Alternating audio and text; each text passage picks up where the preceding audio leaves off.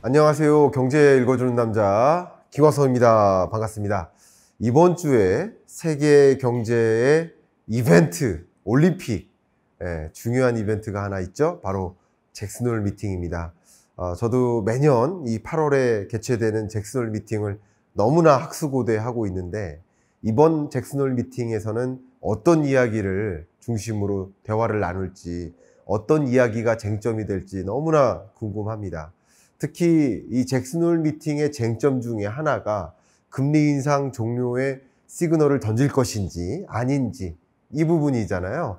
그런 관점에서 잭슨홀 미팅에 대한 이야기, 특히 최근 잭슨홀 미팅의 여러 이슈들, 쟁점들, 그리고 이번 잭슨홀 미팅에는 어떤 점들을 우리가 고려해야 되는지, 실제 어떤 이야기를 주고받을 것인지, 그런 이야기를 한번 가늠해 보는 시간을 가져보면 어떨까, 이야기를 시작해 보도록 하겠습니다. 제가 작년 잭슨홀 미팅 때도 이 사진을 보여드렸었는데요. 미국의 특파원으로 계신 박용범 기자님, 감사합니다. 직접 찍어주신 사진을 여러분께 공유해 드린 겁니다. 이 잭슨홀 미팅 하면 또 많이 떠오르는 단어가 티턴산인데, 보시는 이 산의 모습이 바로 티턴산이에요. 자, 잭슨홀이라는 이 단어에서 그 홀 자체가 소위 계곡 혹은 이렇게 산골, 이런 느낌이에요. 그러니까 우리나라로 치면 여러 지역명 중에 산자가 붙잖아요. 논산, 연산, 마산, 부산. 이게 다 왜 산자가 붙을까요? 산이 있기 때문이에요. 마찬가지 이 홀이라는 단어가 붙어 있는 미국 지역들을 보면 그 해당 지역에 유명한 산들이 있습니다. 특히 잭슨홀이라는 이 지역은 소위 휴양지입니다. 우리나라로 치면 서울에서는 이제 곤지암에 가잖아, 스키 타러. 또 충청권에서는 무주로 갑니다. 거기에 산이 있고 거기서 스키 타기가 좋잖아요. 마치 그런 것처럼 잭슨홀은 휴양지고요. 휴양지니까 많은 여러 가지 워크숍 같은 거를 개최할 수도 있겠죠. 역시 잭슨홀이라는 지역에서 워크숍 같은 것을 개최하는 것이고요. 그 개최하는 모습을 우리 박용범 기자님께서 공유해 주신 사진들을 그냥 느낌을 여러분께 공유해 드리면 이렇습니다. 여기 앉아 있는 분들이 다 한 분 한 분 한국은행 총재급인 거죠. 굉장히 유명한 페더럴 리저브 총재분들 많이 앉아 계십니다. 이렇게 배경 모습을 살짝 보여드리고요. 이것은 그 잭슨홀로 이동하는 중에 찍어주신 사진을 저한테 공유해 주신 겁니다. 이동하는 과정인 거고요. 이렇게 한적한 시골 마을, 인터넷도 잘 안 터져가지고 이렇게 라이브를 직접 진행하기가 좀 어려웠었다라는 후기도 저한테 주셨거든요. 보시는 것처럼 여러분 다 아실 만한 유명한 그 인물들 사진들이고요. 이렇습니다. 자, 근데 이제 본격적으로 이야기를 해드린다면 8월의 티턴산의 계시라는 이 하나의 문구를 좀 살려볼 수 있을 것 같아요. 왜냐하면 보시는 것처럼 지난 5년 IMF 수석 이코노미스트가 세계가 자산 거품의 위험에 놓여 있다, 이런 논제를 던진 적이 있었고, 2007년 벤 버냉키 의장께서 시장 혼란을 막을 조치를 취해야 된다. 근데 이런 개시 이후에 2008년 세계 금융위기가 발생했었고, 2007년에 이런 조치를 취해야 된다라고 하면서 양적 완화를 실제 돌입을 했었고요. 2014년에는 또 ECB 총재, 드라기 총재가 통화정책 완화를 시사했는데, 실제 2015년부터 자산 매입 프로그램을 확대했었고, 또 페드 부의장 피셔가 2015년에 선제적 통화정책 정상화를 주장했는데 2015년 12월부터 금리를 인상하기 시작했었죠. 기억하시죠? 또 2016년 옐렌 의장이 금리 인상 여건이 강화됐다라고 하면서 또 4개월 뒤 2016년 12월에 또 한 번 금리 인상, 2015년 12월에 기준금리를 인상했고 16년 12월에 기준금리를 인상했는데, 그 두 번의 기준금리 인상을 예고했었던 게 8월의 티턴산의 개시, 잭슨홀 미팅이라는 거죠. 또 2022년에 제롬 파월 의장이 조금 이따 말씀드리겠습니다만 굉장히 중요한 의제를 던졌고, 그 이후에 말 그대로의 초긴축의 시대가 온 것 아니겠습니까? 그러니까 8월에 티탄산의 개시라고 하는 것처럼, 그러면 23년 이 8월에는 이 티탄산에서 어떤 개시를 던질 것인지, 금리 인상 종료 시그널을 던질 것인지 관심이 많이 주목되는 상황이라는 거죠. 그러면 2021년으로 잠깐 돌아가 볼까요? 21년 잭슨홀 미팅 때 여러분 너무나 잘 알고 계시는 서머스 교수님과 크루그먼 교수님이 서로 다른 주장을 했죠. 인플레이션 올 거다. 아니다, 인플레이션 안 올 거다. 이 두 가지 주장이 대결 구도로 맞붙였었죠. 그랬는데 결과적으로 파월은 뭐라고 판단했어요? 21년에 인플레이션은 일시적인 일인 것이고 장기적으로 인플레이션이 나타나지는 않을 것이다 라고 결과적으로 판단을 했었고, 그 잭슨홀 미팅 때 그 판단은 당장 금리를 인상하는, 2021년부터 당장 금리를 인상하는 그런 조치는 필요 없다라고 판단했었던 거예요. 상대적으로 우리나라는 2021년부터 기준금리를 인상하기 시작했었죠. 21년 하반기에 두 차례 한국이 선제적으로 기준금리를 인상했었던 것 기억하십니까?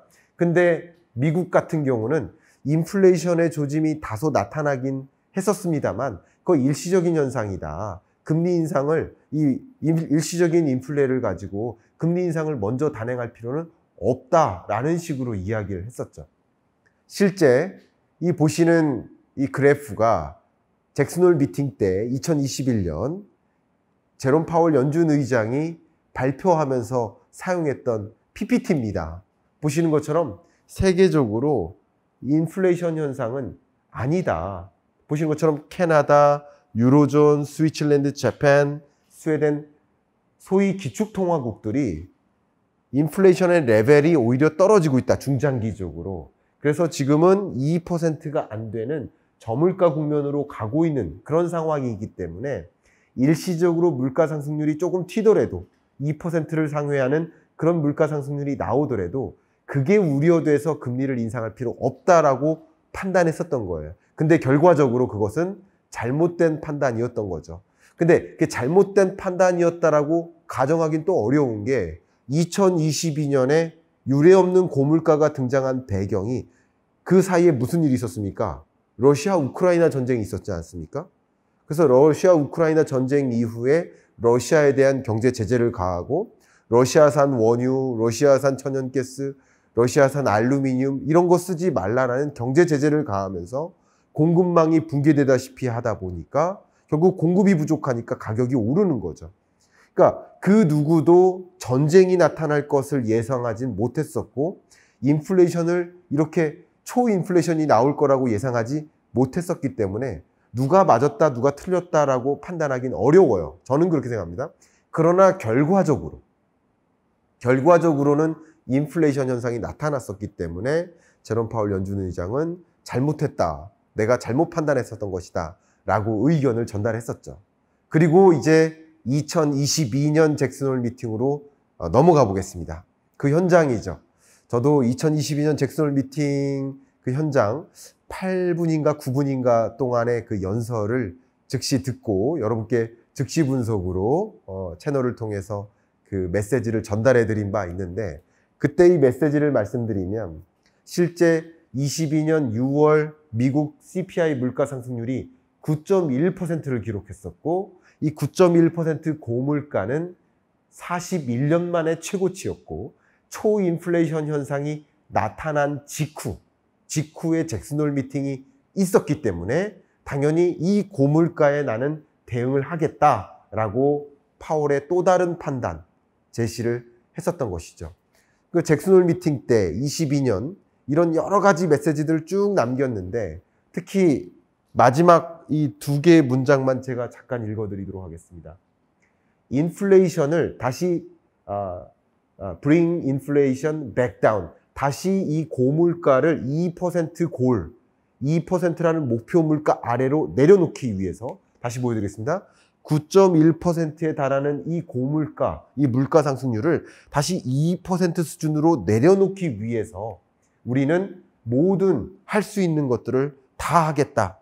그리고 이 가격이 안정화되지 않으면, 그러니까 물가가 안정화되지 않으면 미국 경제는 사실 제대로 돌아간다고 얘기할 수 없다. 어떤 누구에게도 좋은 경제가 제대로 작동하는 경제라고 볼 수 없는 것이다 라고 강하게 표현하면서 이 인플레이션 파이팅을 단행하겠다라고 명확히 의견을 제시했었던 기억이 납니다. 여러분 다 기억하시죠? 그때 잭슨 홀 미팅 때 이야기했던 여러 가지 이야기들을 이렇게 제가 나름대로 받아 적었었던 걸 그대로 가지고 왔는데요. 미국 경제 어려울 것이다. 성장률도 낮아질 것이다. 고용도 낮아질 것이다. 큰 타격이 있을 것이다.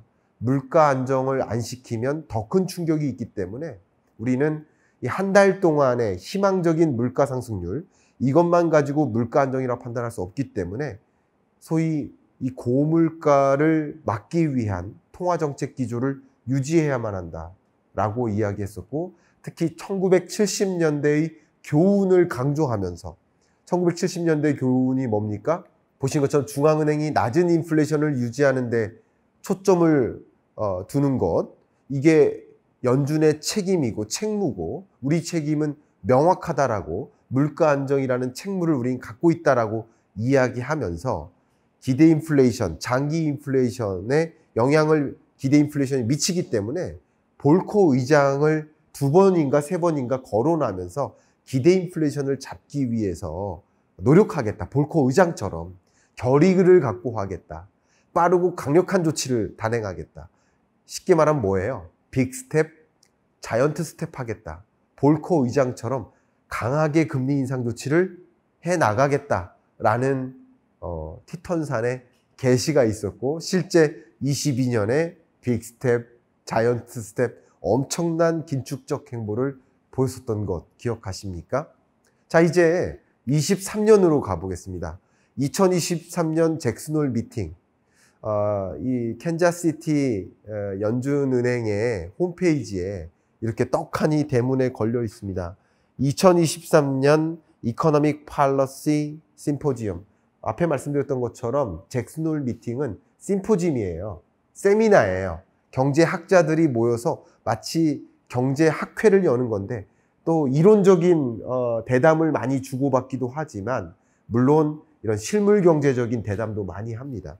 근데 이번에 주제는 뭐냐면요, Structural Shift in the Global Economy. 세계 경제의 구조적 변화, 구조적인 이동. 저는 이런 표현을 변곡점이라고 채널을 통해서 설명을 해왔는데, 주제가 이렇게 결정이 됐습니다. 그동안에 열렸던 잭슨 홀 미팅의 주제들을 한번 보세요. 근데 22년만 해도 이 경제나 또 경제 정책에 있어서 어떤 제약을 도입한다든가 긴축적 통화 정책을 도입해야 된다든가 이런 것들을 한번 판단해 보겠다라는 주제로 잭슨 홀 미팅이 열렸었다면, 이제 글로벌 이코노미가 다른 구조적 환경에 놓이게 된다. 그러니까 2020년 팬데믹 경제 위기, 2022년 러시아 우크라이나 전쟁, 이 두 가지 구조적인 숙제가 등장했었고, 그것에 영향을 받는 경제가 23년 하반기, 24년이라고 보고 있는 거예요. 근데 23년, 24년은 그런 두 가지 숙제들이 다소 완화되는 또 다른 국면으로 전개되니까 구조적인 시프트가 있다. 이게 대주제입니다. 변곡점을 예고하는 듯한 그런 주제인 거예요. 그래서 23년 잭슨 홀 미팅 때 이렇게 고물가가 계속 등장했었는데 고물가가 해소될지, 이 고물가를 잡기 위해서 강력한 기준금리 인상을 그동안 단행했는데 23년에는 하반기부터는 금리 인상을 추가적으로 안 할지, 이런 것 자체가 다 뭡니까? 구조적인 변화인 거예요.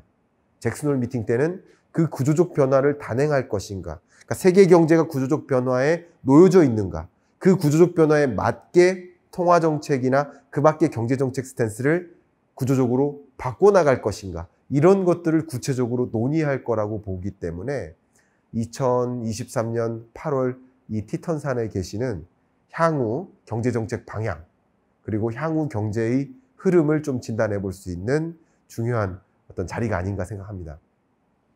제가 이번 23년 잭슨 홀 미팅 때 논제로 던져질 대주제를 몇 가지만 좀 간략하게 정리하면서 가도록 하겠습니다. 첫 번째는요, 인플레이션, 이대로 둔화할 것인가.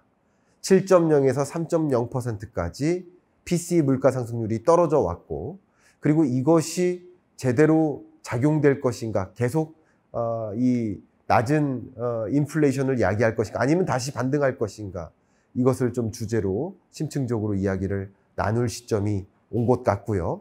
그러면 지금부터 이번 잭슨홀 미팅 때 논제로 던져질 가장 중요한 쟁점, 특히 우리 구독자 여러분들이 가장 궁금해하시는 그 쟁점, 그런 쟁점들을 몇 가지 가지고 말씀을 드려보도록 하겠습니다.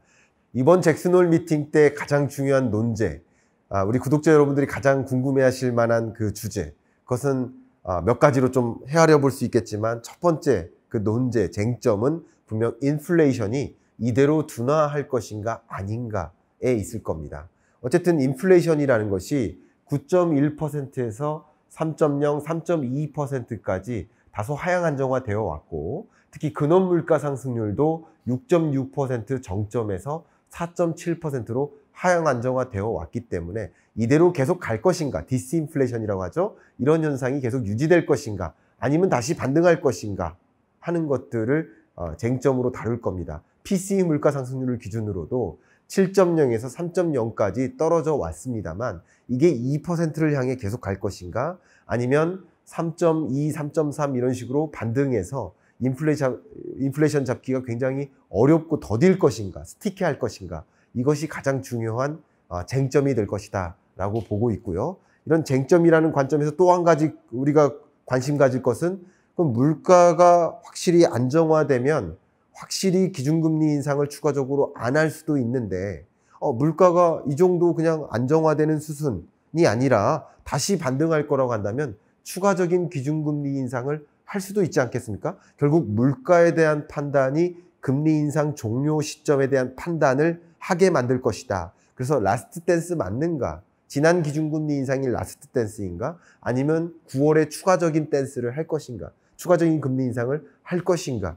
이런 것에 대한 관심이 많이 주목되고 있는데, 실제 그 부분에 대한 논의, 결국 그 부분에 대한 논의는 물가에 대한 판단에 있을 것이다 라고 볼 수 있겠고, 그동안에 정말 강력한 속도로 기준금리를 인상해 왔는데, 이 5.5%가 라스트 댄스인가, 마지막 금리 인상이었던 것인가, 아니면 여기서 추가적인 기준금리 인상을 할 것인가, 이걸 가지고 잭슨홀 미팅 때 많은 관심을 가지고, 또 언론도 기자도 관심을 가지고 그런 잭슨홀 미팅을 지켜볼 것이다. 또 특히나 제롬 파월 연준 의장이 이 부분에 대해서 뭐라고 언급할 것인지 그 연설에 주목할 것이다, 이렇게 말씀드리겠습니다.